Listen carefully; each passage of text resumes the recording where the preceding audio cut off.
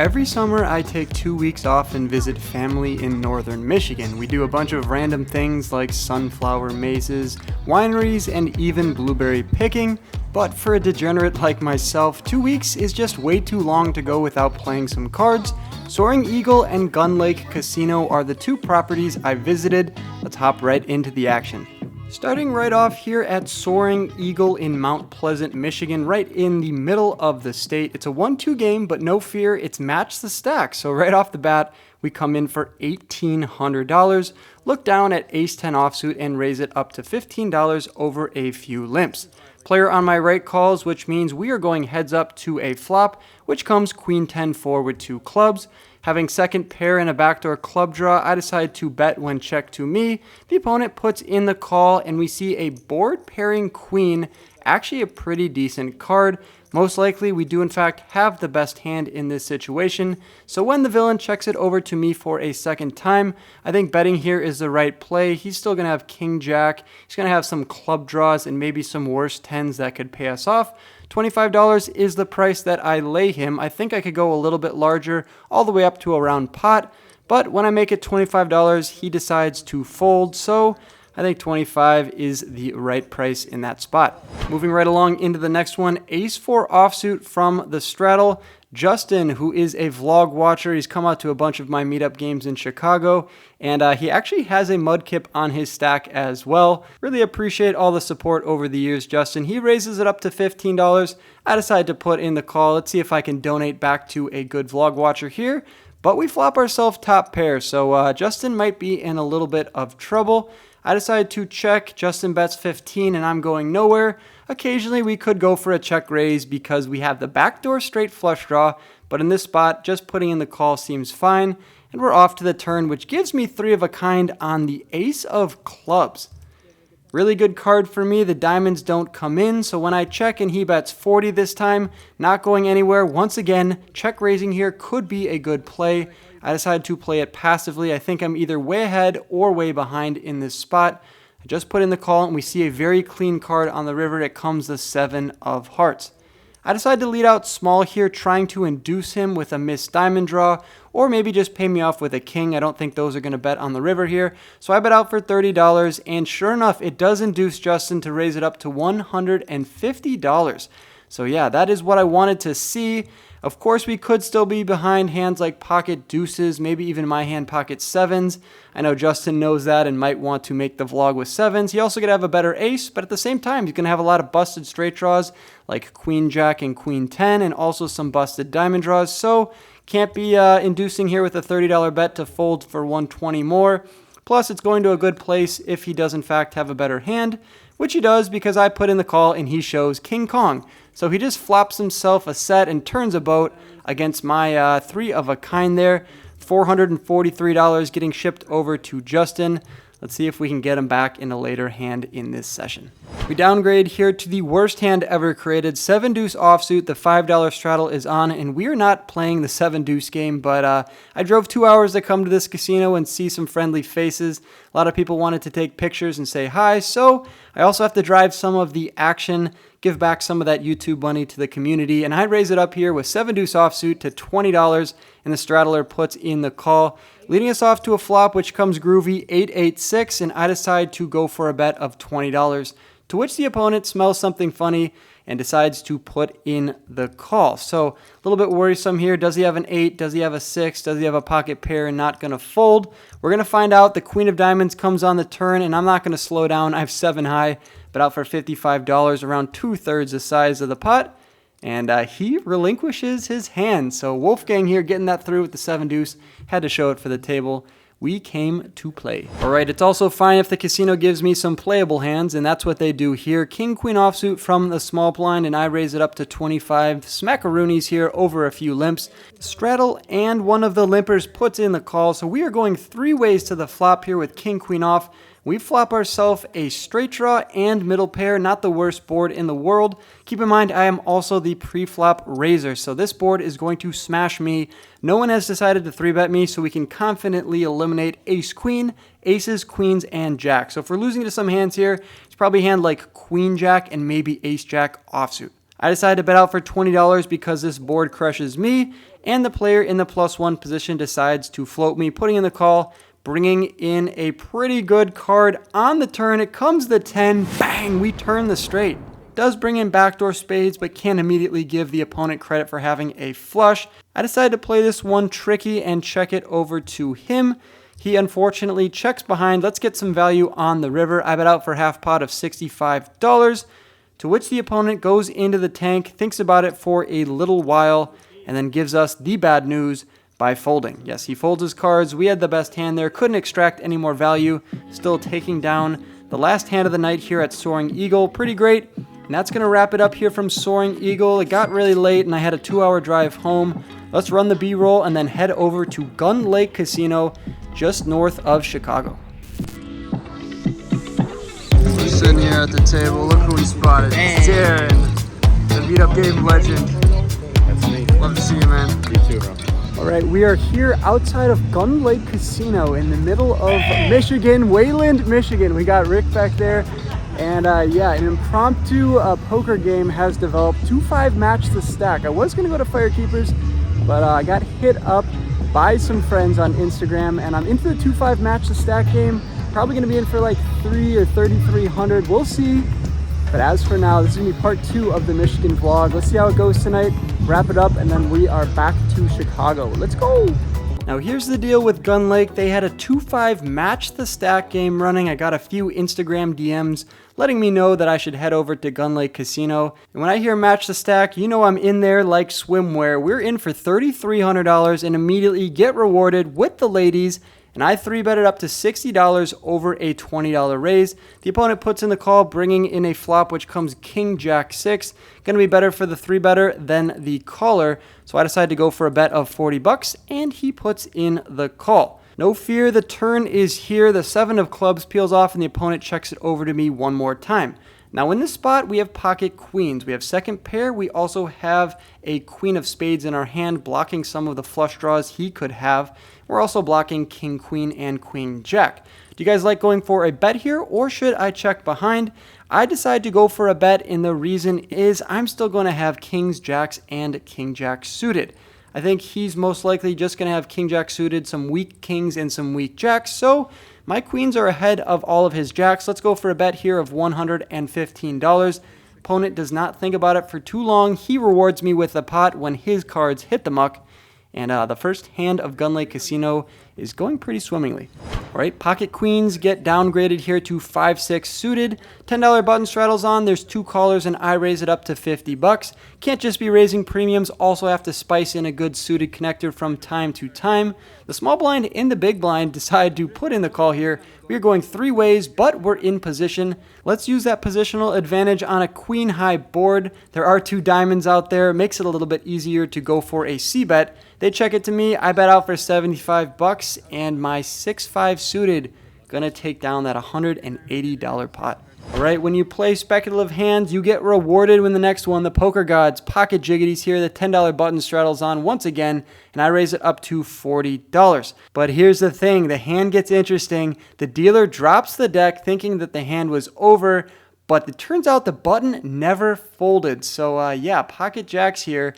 We're gonna see what happens. They end up calling the floor over, and because of some circumstances, they rule that the hand is dead. The dealer dropped the deck, and I'm not mad at her, but there was no way for them to put the deck back together in the correct order, so the hand was dead. We're going to replay the hand, and of course, it's not going to be as good as pocket jacks. We look down at the terrible 10-deuce offsuit, and of course, that's the next hand, so it was going to be a playable hand. The button was definitely coming in there for $40, but instead, we don't get any content in that one. No fear, we have 3,400 in our stack, and I look down at ace-8 suited from under the gun.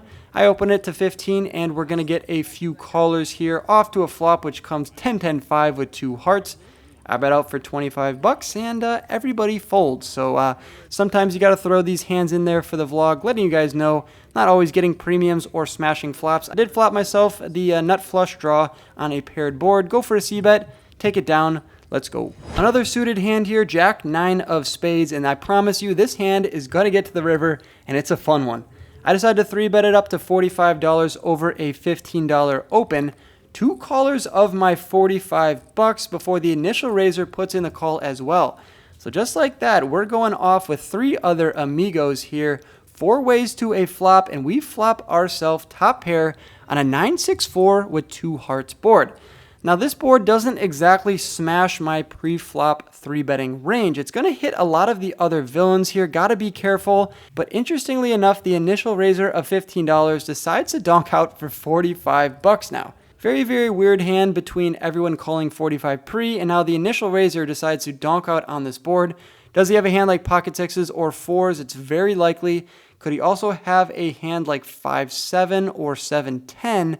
That is also likely as well, and also in the mix are 2 hearts. I think raising might have some merit. I don't really expect him to have pocket 10s through aces. He just would have 4-bet that pre-flop.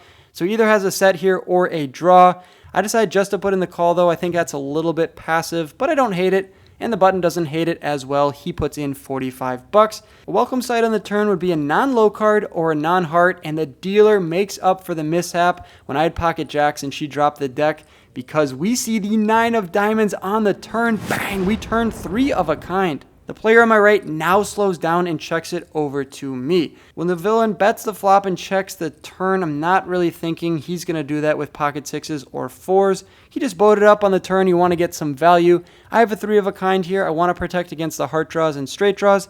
I decide about for 175. The button on my left gets out of the way, and the initial raiser now does something super interesting and check jams for $675. At this point now, my hand is kind of a bluff catcher. He's either saying he has sixes or fours, which could play this way, going for a check shove.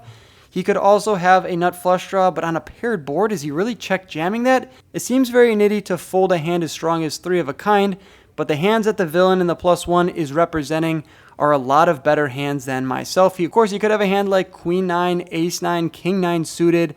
A lot of better hands here. At the end of the day, though, I didn't drive a few hours to Gun Lake Casino and come out to Michigan, my one time of the year to play here, to fold 3 of a kind. I put in the call, and I feel a little bit bad for taking around 30 seconds to make this call because he shows King 6 of hearts, saying he thought his 6 was good.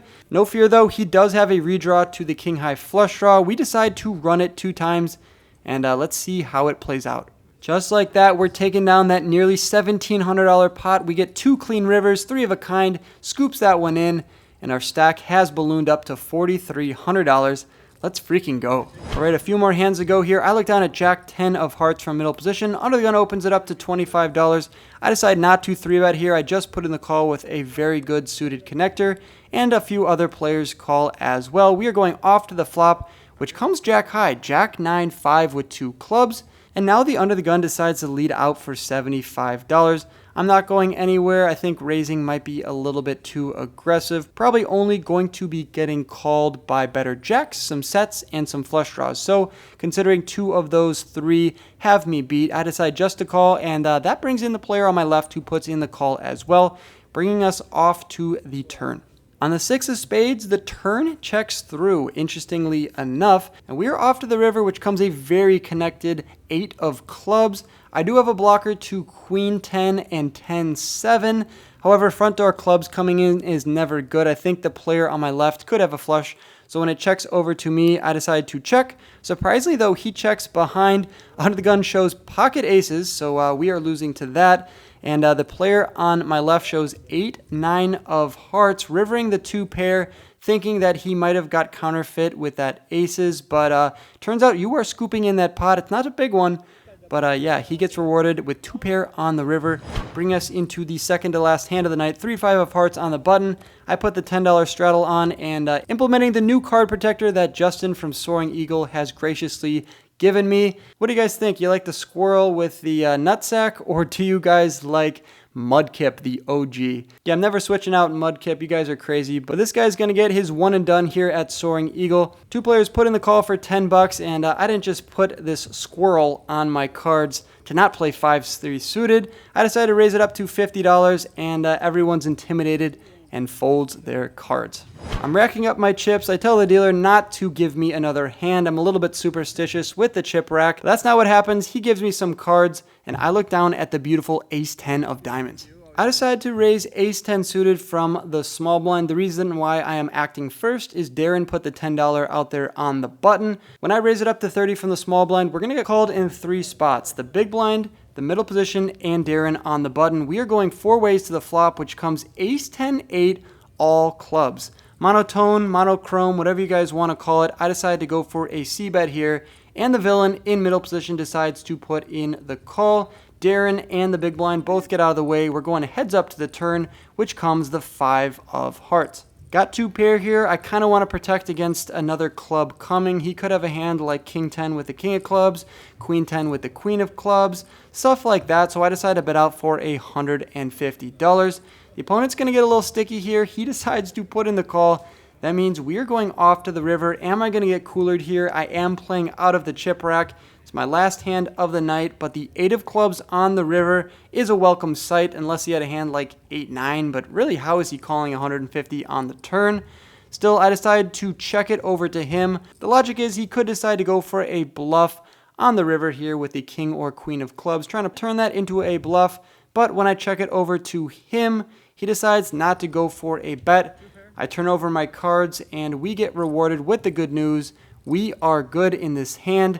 Ship that last pot over to me, dealer, and please, please don't deal me another hand when I have chips in the rack. With that last hand in the books, we rack up our chips, head over to the cage, exchanging them for some cold hard cash, and we see another friendly face at the cashier. It's Rick, and he's sporting the vintage Wolfgang Poker Bang hoodie. Only 100 of those were made and sold out within the first month. I gotta get back on my merch game. Alright, you guys, that wraps up the Michigan summer trip. We ended up losing in 3 hours at Soaring Eagle, unfortunately $772. No fear though, Gun Lake definitely made up for it in that 2-5 match to stack, booked a profit of $1,119. If you guys live in Michigan or close by and were bummed that you couldn't come out, make the vlog and say hi, have no fear, drop me a follow on Instagram. I'm going to be coming out the second week of October, probably to Gun Lake Casino and then Firekeepers for their big tournament series. Drop a follow on Instagram. I'll post about a few days before making that trip. Might also have a fun meetup game in Chicago planned, but stay tuned for that. Go check out my other videos in the meantime. And there's a few links down below if you guys want to check those out, a few training courses that can help you get better. And of course, there's also the 2 clubs that I play in online. So if you guys want to catch me on the virtual felt, go click on those clubs. You got to have Telegram downloaded to do so. I'll catch you guys in the next video. I hope you guys run super good. Good luck on the felt. Peace.